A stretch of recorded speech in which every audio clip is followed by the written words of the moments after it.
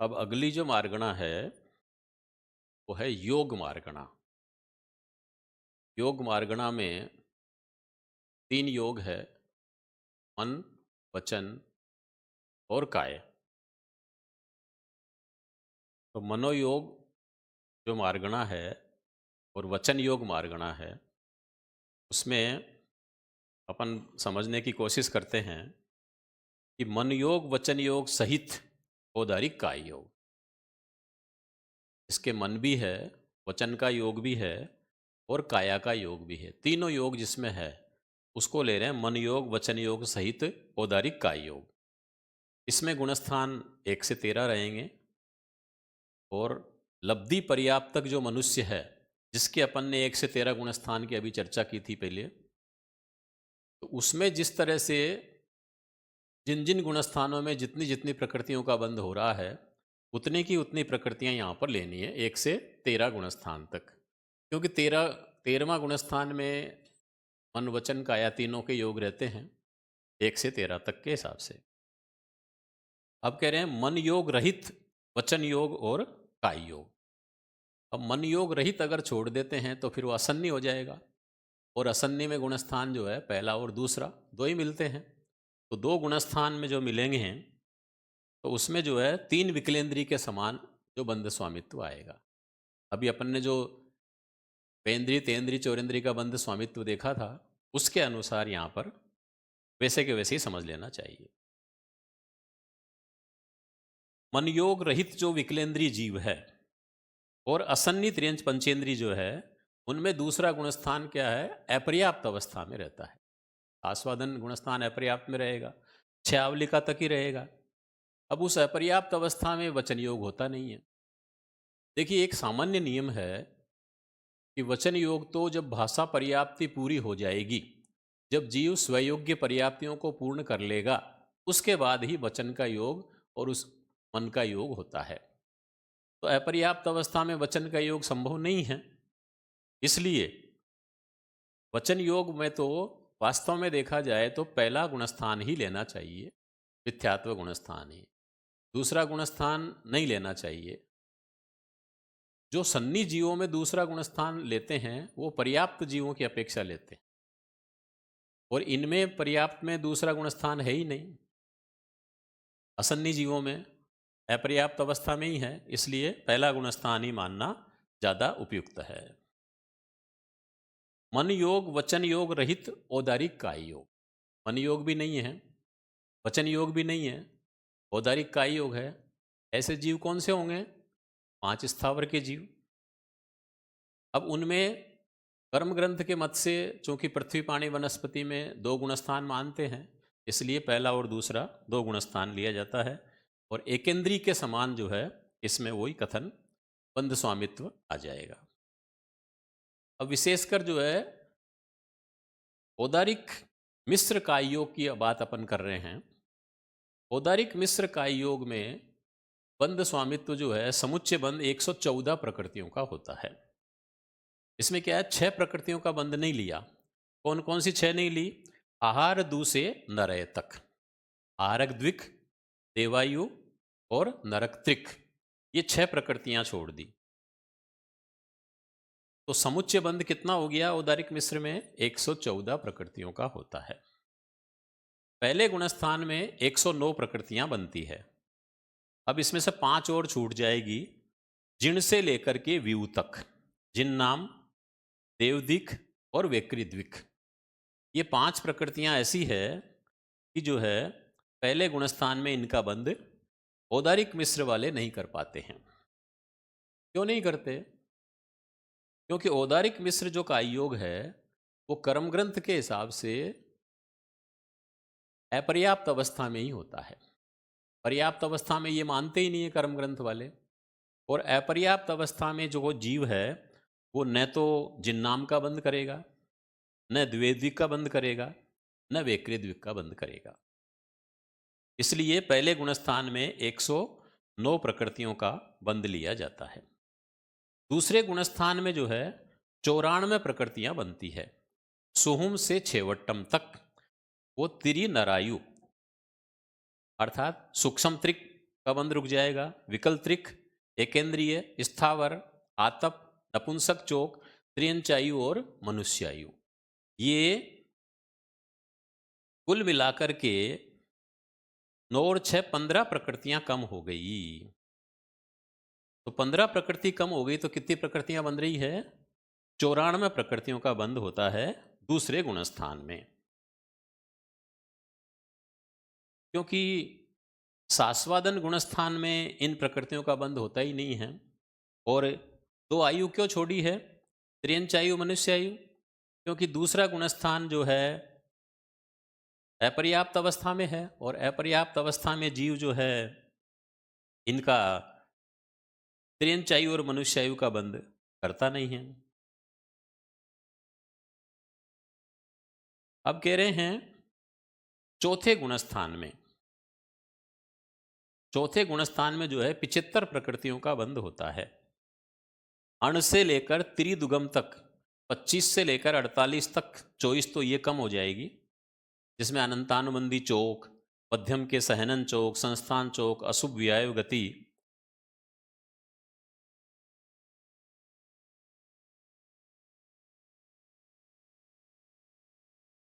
नीच गोत्र, स्त्री वेद, दुर्भग, त्रिक, स्थान अर्दी त्रिक, उद्योत नाम, त्रियंच द्विक कम हो गई, और जिन नाम, देव द्विक, वेकृ द्विक, सॉरी,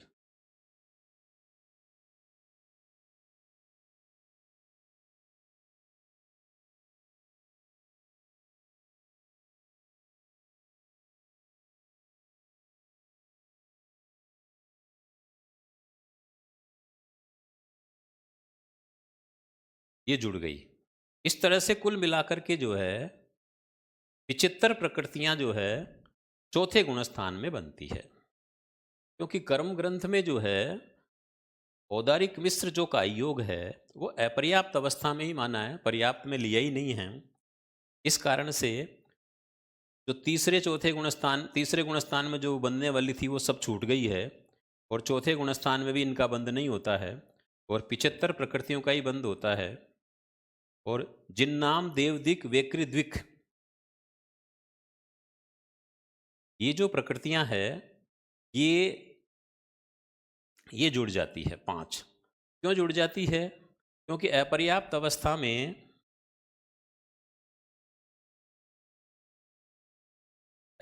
अवस्था में जो है चौथे गुणस्थान में रहते हुए जो है कोई भी जीव जो है अनंतानुबंधी चोक, मध्यम का सहनन चोक, संस्थान चोक, अशुभ व्यायु गति, नीच गोत्र, स्त्री वेद, दुर्भग त्रिक, स्थानार्दी त्रिक, उद्योत नाम, त्रियंच द्विक, ये कम हो गई, और जिन्नाम, देवदिक, वेकृद्विक बढ़ गई। क्योंकि चौथे गुणस्थान में रहते हुए वैमानिक प्रायोग्य बंद करते हैं, तो इस कारण से जो है देवदिक जुड़ गई, वेकृद्विक जुड़ गई।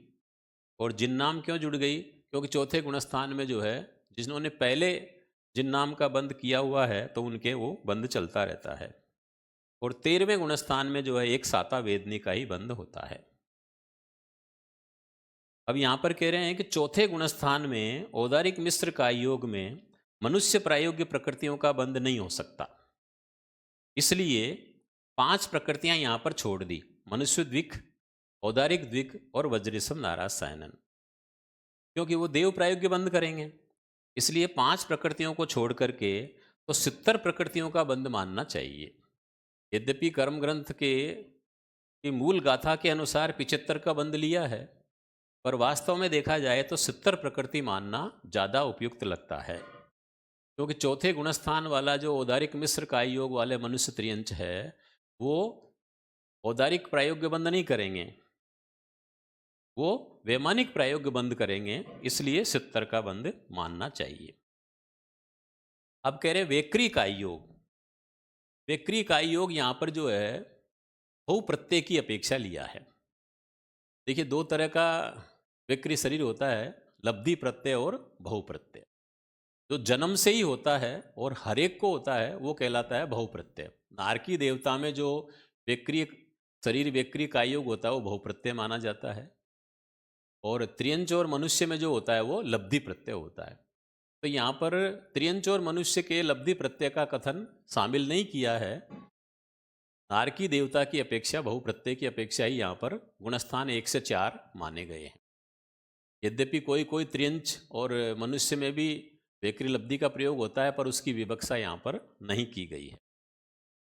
वेक्रिय मिश्र जो काय योग है उसमें गुणस्थान पहला, दूसरा और चौथा वही अपर्याप्त अवस्था के गुणस्थान लिए हैं, किंतु विशेषता क्या है कि उसमें आयु का बंध नहीं होता।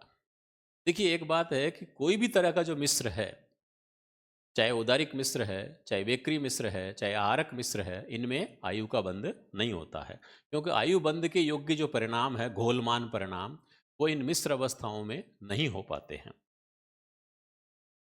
अब यहां पर जो है वेक्री मिश्र काय योग की चर्चा कर रहे हैं। समुच्चय बंध ले रहे हैं 102। 120 प्रकृति में से 18 प्रकृतियां यहां पर माइनस कर दी है।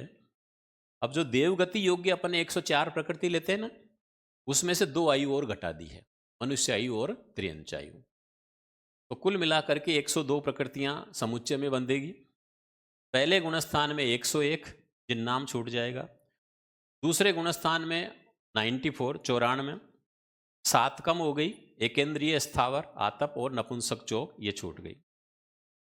चौथे गुणस्थान में 71 71 प्रकृतियां रहेगी। अण से लेकर त्रिदुगम तक 25 से 45 तक 26 प्रकृति वो छूट गई और एक जिन्नाम छूट गई। इस तरह से कुल मिलाकर 27 प्रकृतियां कम हो, 25 से 45 तक जो है 21 तो वो छूट गई और 24 तो कम हो गई और एक जो है जिन्नाम बढ़ गई। तो कौन कौन सी? अनंतानुबंधी चौक, मध्यम के 4 सहनन, मध्यम के 4 संस्थान, अशुभ व्यायु गति, नीच गोत्र, स्त्री वेद, दुर्भग, दुस्वर, अनादे, स्थानार्धी त्रिक,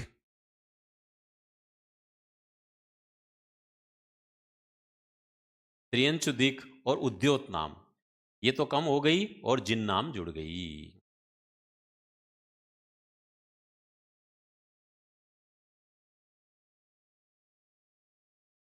अब ये क्योंकि 4 ही गुणस्थान, 3 ही गुणस्थान रहेंगे, पहला, दूसरा और चौथा। तो पहले में कितनी रही?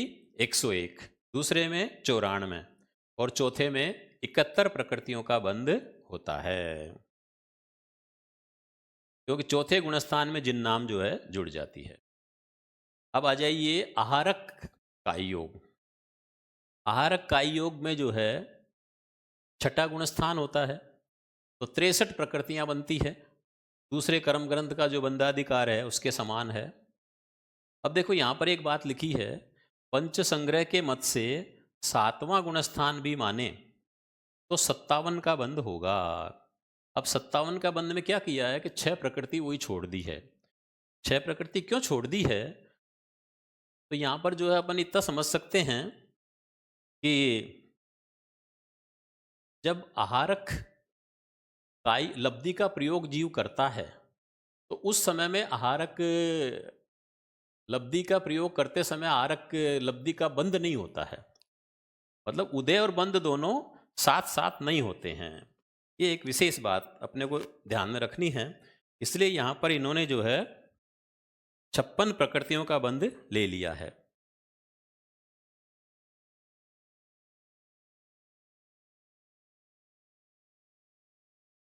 अब देखिए 57 प्रकृति जो ली है तो इसमें 6 प्रकृति इसीलिए कम की है क्योंकि जब आरक का योग रहेगा, मतलब आरक लब्धि का प्रयोग जिस समय चल रहा है, आरक शरीर बना रहे हैं, उस समय आरक लब्धि का बंध, आरक लब्धि की प्राप्ति उन क्षणों में नहीं होती है। अब आहारक मिश्र जो काय योग है उसमें गुणस्थान छटाई रहता है। ऐसा माना जाता है कि लब्धि प्रयोग का प्रारंभ भी प्रमाद अवस्था में छठे गुणस्थान में होता है, पूर्णता भी छठे गुणस्थान में होती है। बीच बीच में किसी को अप्रमत्त दशा आ सकती है पंच संग्रह के मत से, इसलिए, परंतु उसमें जो है आयु का बंध नहीं होता है। हारक मिश्र का योग के समय आयु बंध नहीं होता, इसलिए 62 प्रकृतियों का बंध मानना ज़्यादा उपयुक्त है। इन्होंने तो आहारक काय योग और आहारक मिश्र काय योग में दोनों में ही कर्म ग्रंथ ने 63 का बंध लिया है, पर आहारक मिश्र में 62 का बंध मानना ज्यादा उचित है। अब आता है कार्मण का योग। कार्मण का योग में गुणस्थान जो है, कार्मण का योग अभी अपन ने देखा था कि या तो वाटाबेती अवस्था में जब एक गति से दूसरी गति में जीव जाता है उस समय रहता है पहला दूसरा चौथा गुणस्थान। 13वें गुणस्थान में जब केवली समुद्घात करते हैं तो उसके तीसरे चौथे पांचवें समय में रहता है। इस तरह से इसमें गुणस्थान जो है 4 होते हैं, पहला दूसरा चौथा और 13वां। अब कार्मण काय योग में जो समुच्चय बंध है वो 112 प्रकृतियों का होता है। मतलब 8 प्रकृतियों का बंध नहीं होता। कौन कौन सी? आरक देवायु, नरकत्रिक, त्रियंचायु, मनुष्यायु। इसका मतलब ये हो गया कि आयु तो सारी कम हो गई। 4 तो आयु कम हो गई, देवगति देवानुपूर्वी ये कम हो गई, और आरक शरीर आरक अंगोपांग कम हो गया। क्यों कम हो गया? क्योंकि कार्मण काय योग जो है विग्रह गति में है, तो उस समय किसी आयु का बंध होता ही नहीं है। और देवगति देवानुपूर्वी का बंध भी जो है वाटाबेती अवस्था में नहीं होता है। अब यहां पर कह रहे हैं कि समुच्चय बंध जो है कितना का रहा? 112 प्रकृतियों का। पहले गुणस्थान में 107 प्रकृतियां बंधेगी। 5 प्रकृति कम होगी, जिण से लेकर के व्यू तक। जिन्नाम, व्यकृद्विक और देवद्विक ये कम हो गई।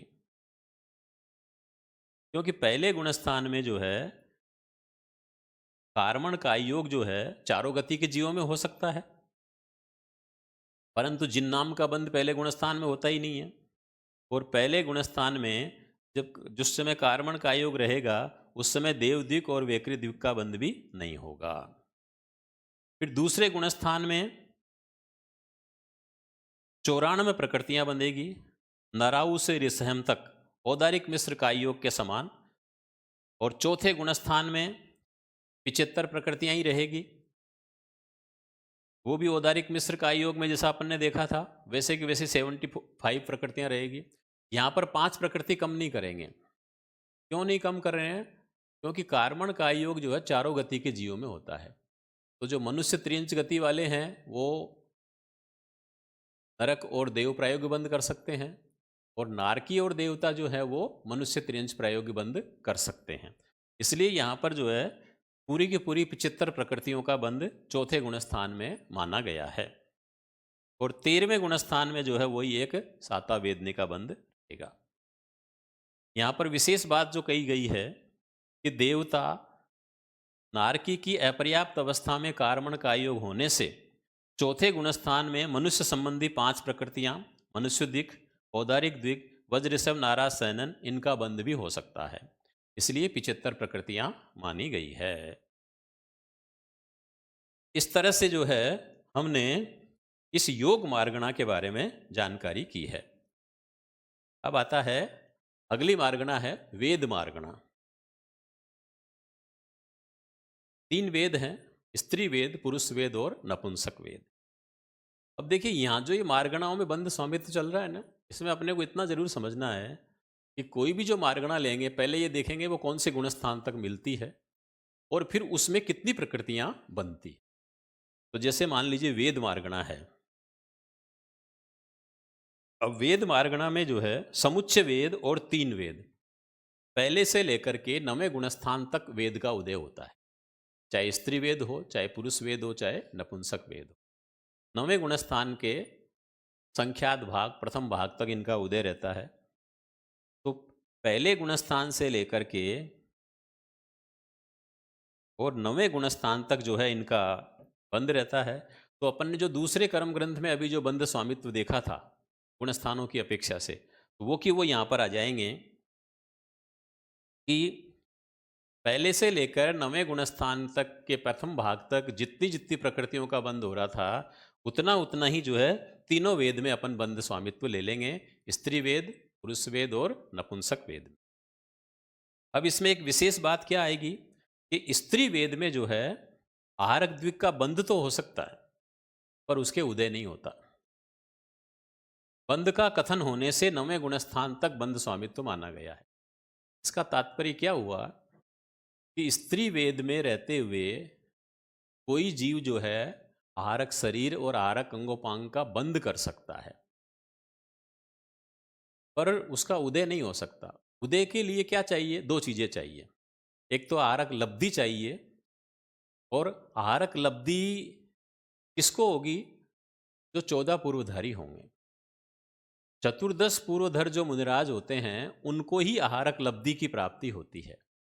आहारक द्विग का बंद होना अलग बात है, पर आहारक लब्धि अलग चीज है।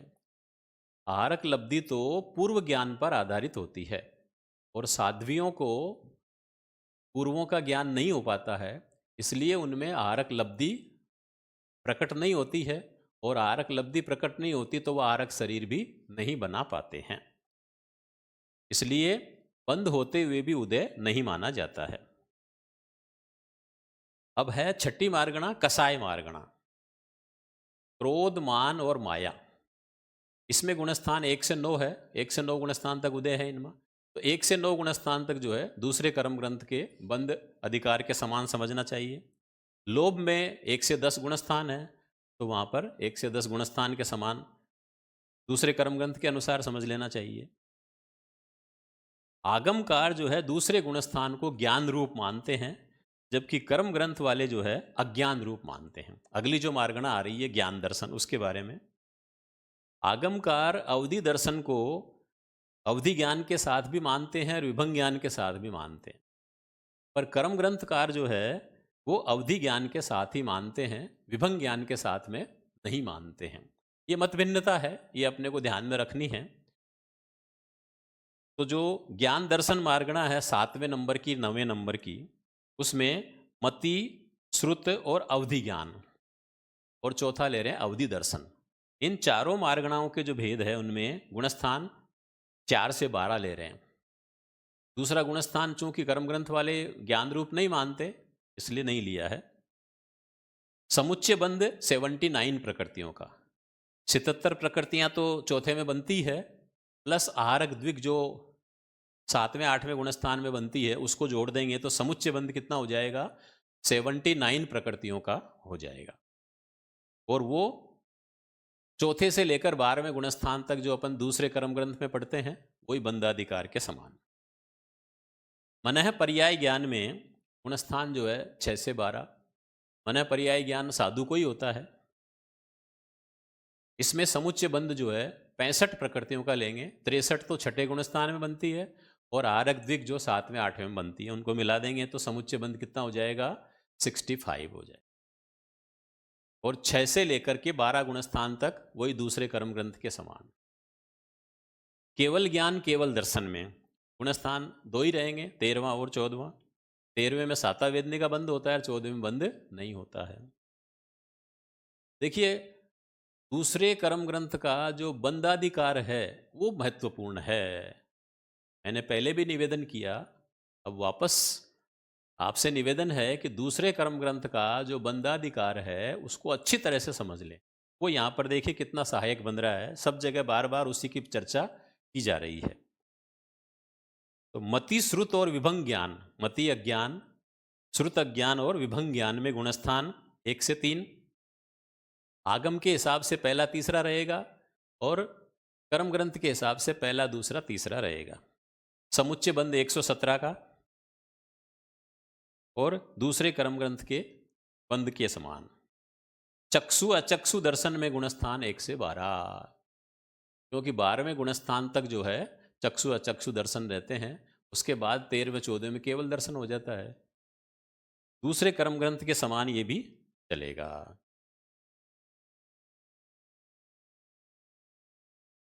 देखिए, चक्षु दर्शन के बारे में बहुत सारी चीजें हैं। चक्षु दर्शन जो है उपयोग के थोकड़े में बाटा बेते में नहीं मानते, पर जीव पर्याय के थोकड़े में उत्पत्ति के प्रथम समय में मानते हैं, क्योंकि चक्षु इंद्रिय जो है प्रथम समय में बनना शुरू हो जाती है, उस अपेक्षा से मान लिया जाता है। काय स्थिति के थोकड़े में बाटा बेते में भी लब्धि रूप में माना जाता है, शक्ति रूप में मान लिया जाता है, प्रवृत्ति तो नहीं है। इसलिए उपयोग द्वार के थोकड़े में प्रवृत्ति नहीं होने से नहीं माना, और जीव पज्वा और काय स्थिति के थोकड़े में जो है लब्धि की अपेक्षा, क्षोपसम की अपेक्षा से मान लिया जाता है। अब जो है अगली जो मार्गणा आ रही है वो है संयम मार्गणा। सामायिक छेदोपस्थापनी चारित्र वाले जो है यही लब्धि का प्रयोग कर सकते हैं। परिहार विशुद्धि सूक्ष्म संप्राय यथाख्यात वाले लब्धि का प्रयोग नहीं करते हैं, क्योंकि वो विशुद्ध चारित्र की आराधना करने वाले होते हैं, इसलिए वो लब्धि का प्रयोग नहीं करते। असंयम में सबसे पहले संयम मार्गणा के अंतर्गत असंयम में गुणस्थान 1 से 4 है, समुच्चय बंध 118 का है, आरक द्विक कम हो गया क्योंकि ये संयमी के ही होता है इसलिए, और बंध जो है दूसरे कर्म ग्रंथ के बंध स्वामित्व के समान। सामायिक और छेदोपस्थापनी जो संयत है उनमें गुणस्थान 6 से लेकर 9 तक होता है। समुच्चय बंध वही 65 का आ जाएगा, 63 प्लस आरक द्विक, और बंध जो है दूसरे कर्म ग्रंथ के समान है। यहाँ भी परिहार विशुद्धि में गुणस्थान 6 7वां ही है, इसमें भी समुच्चय बंध 65 का है। सूक्ष्म संप्राय में गुणस्थान एक ही है, 10वां गुणस्थान है, 17 प्रकृतियां बनती है दूसरे कर्म ग्रंथ के अनुसार। और यथाख्यात संयत में गुणस्थान 11 से 14 है, 11 12 13 में सातावेदनी का बंध है और 14वें में अबंध है। इस तरह से ये संयम मार्गणा के जो 7 भेद हैं उनकी चर्चा यहाँ पर कर दी गई है। एक संयता संयत 5वां गुणस्थान 67 प्रकृतियां ही बनती है दूसरे कर्म ग्रंथ के अनुसार।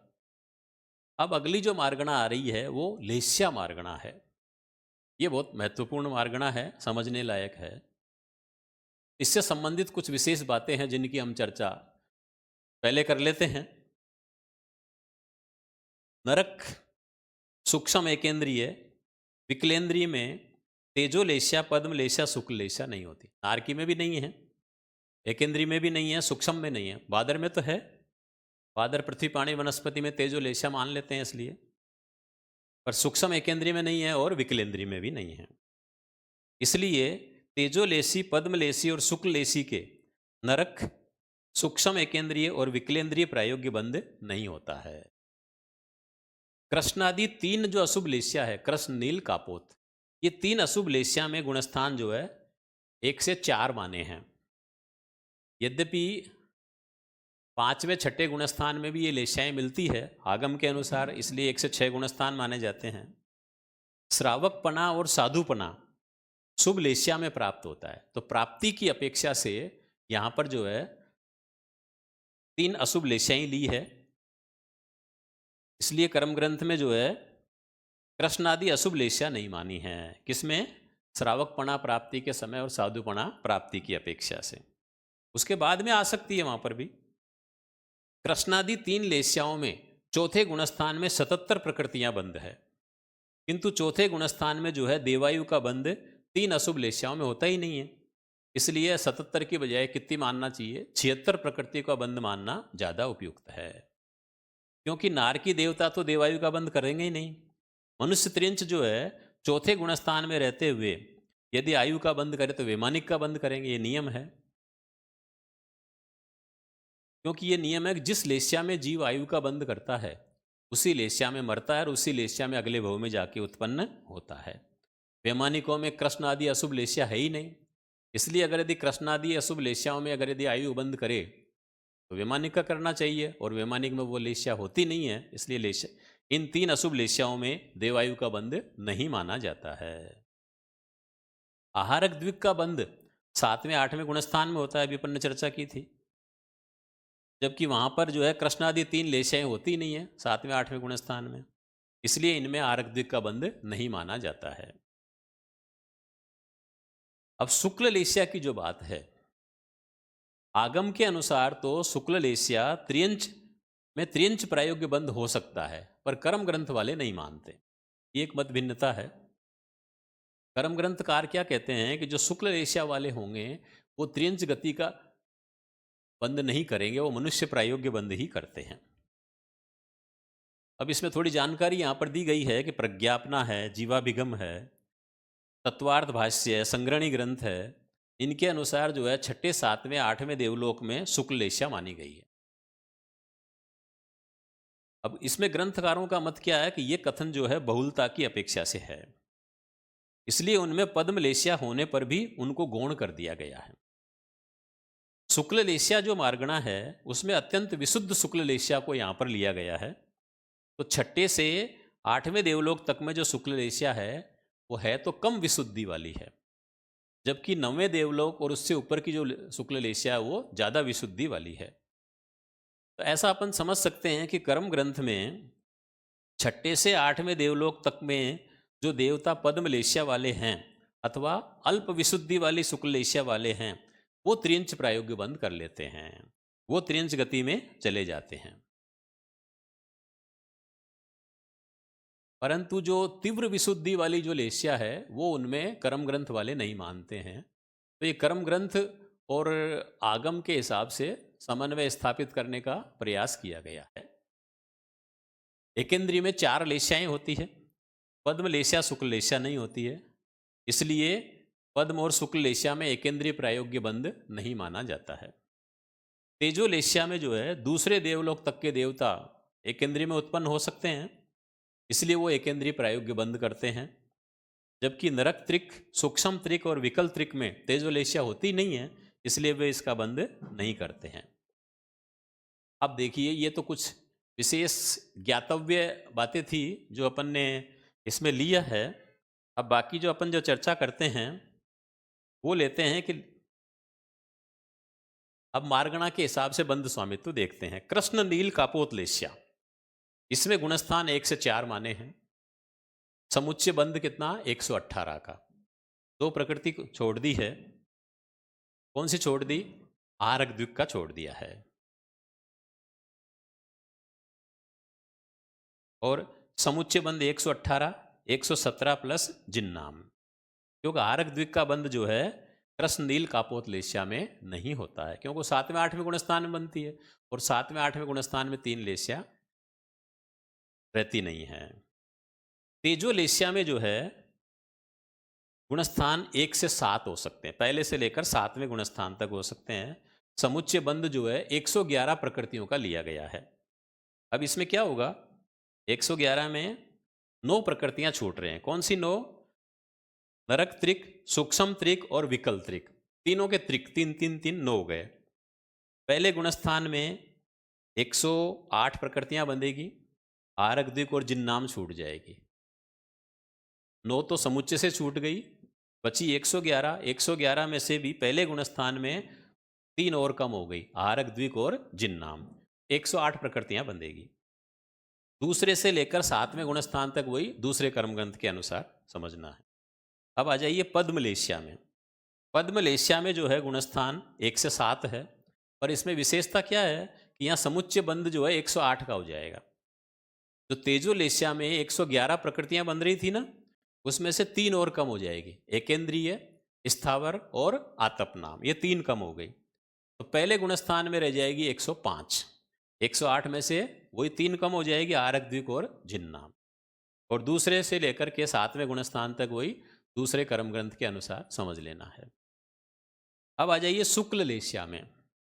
शुक्ल लेस्या में गुणस्थान 1 से 13 तक होते हैं। समुच्चय बंध 104 प्रकृतियों का है।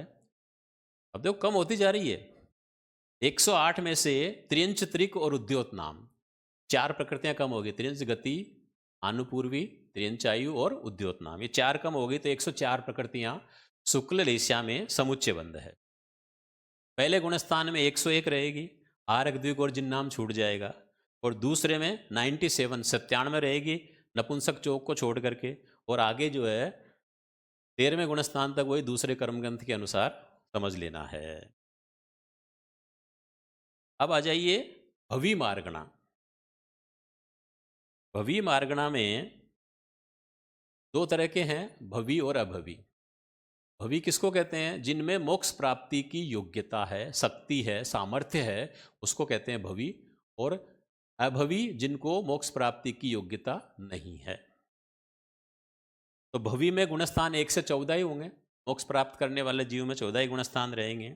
और इसका बंध स्वामित्व जो है वही दूसरे कर्म ग्रंथ के बंध स्वामित्व के समान पूरा समझ लेना है।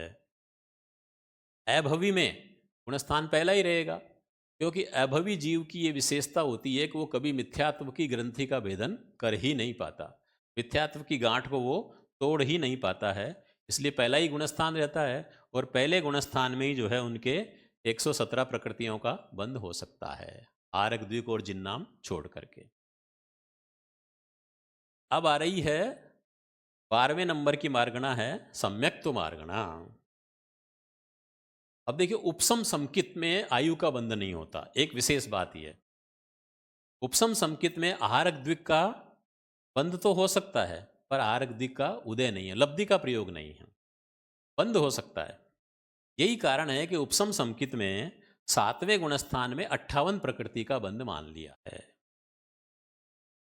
तो सबसे पहले मिथ्यात्व, सम्यक्त्व मार्गणा के अंतर्गत मिथ्यात्व गुणस्थान में पहला गुणस्थान है, 117 प्रकृतियां बंधेगी। सास्वादन में दूसरा गुणस्थान में 101 प्रकृति बंधेगी। मिश्र में तीसरा गुणस्थान है, 74 प्रकृतियों का बंध होता है। उपसम समकित में 4 से 11 गुणस्थान होते हैं।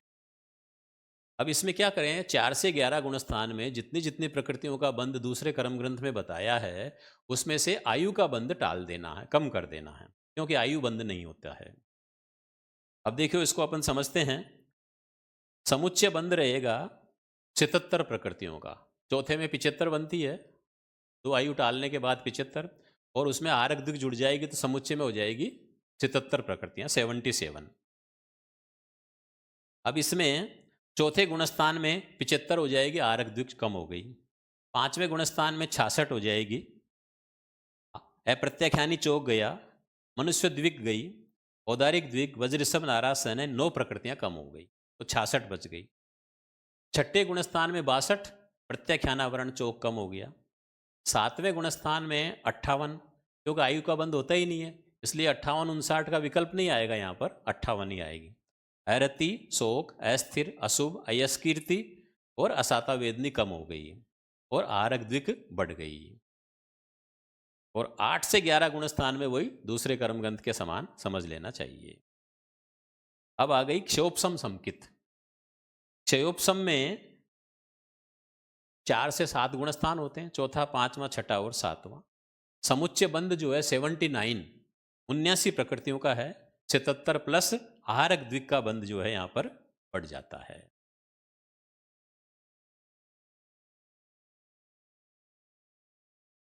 इसमें बंध स्वामित्व वही दूसरे कर्म ग्रंथ के समान रहेगा, क्योंकि क्षोभसम में तो आयु का बंध भी हो सकता है।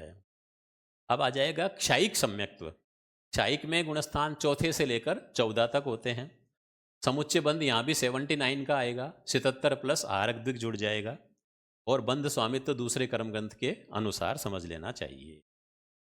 अब है सन्नी मार्गणा, 13वां। सन्नी, जिनको मन होता है उनको सन्नी कहते हैं, और जिनके मन नहीं है उनको असन्नी कहते हैं। सन्नी मार्गणा में गुणस्थान 1 से 14 लिए गए हैं। यहाँ पर जो सन्नी है वो सन्नी पंचेंद्रिय जाति की अपेक्षा से है। अगर यदि इंद्रिय की अपेक्षा बात करते हैं तो इंद्रियां तो 12वें गुणस्थान तक रहती है। मन जो है, मन का योग 13वें गुणस्थान तक प्रश्नों का उत्तर देने में केवली भगवान करते हैं, पर चिंतन मनन रूप मन उनमें नहीं होता, केवलियों में केवल प्रश्न का उत्तर देने रूप होता है। इसलिए सन्नी मार्गणा में जो गुणस्थान है वो 1 से 14 लिए हैं और दूसरे कर्म ग्रंथ के बंध स्वामित्व के समान लिए गए। असन्नी में गुणस्थान जो है पहला दूसरा 2 ही है, 117 प्रकृतियों का समुच्चय बंध है, और दोनों गुणस्थानों में वो की वही कर्म ग्रंथ, दूसरे कर्म ग्रंथ के अनुसार। असन्नी जीवों में जो दूसरा गुणस्थान रहता है वो अपर्याप्त अवस्था में कुछ कम क्षयावलिका तक ही रहता है। इतने काल में उनकी शरीर पर्याप्ति भी पूरी नहीं हो पाती है, इसलिए 3 पर्याप्ति पूरी होने के पहले आयु का बंध होता नहीं है। इस कारण से असन्नी जीवों में देवत्रिक, वेकृद्विक, मनुष्यायु और त्रियंचायु, इन 7 प्रकृतियों को छोड़ करके 94 प्रकृतियों का बंध मानना चाहिए। देखिए, किताब में थोड़ी सी यहाँ पर लिखने में मिस्टेक हुई है, तो उसको अपन सुधार कर सकते हैं कि जो है असन्नी मार्गणा में कुल कितनी प्रकृतियां माननी चाहिए, 94 प्रकृतियां जो है लेनी चाहिए, 7 प्रकृति छोड़नी चाहिए, देवत्रिक, विकृद्विक, मनुष्यायु और त्रियंचायु। इन 7 को अगर छोड़ देंगे तो जो है कितनी प्रकृतियां रहेगी? 94 प्रकृतियों का बंध इनमें जो है रहता है। अब देखिए पहले जो किताब में जो दे रखा है वो ऐसे दे दिया था कि असन्नी में जो है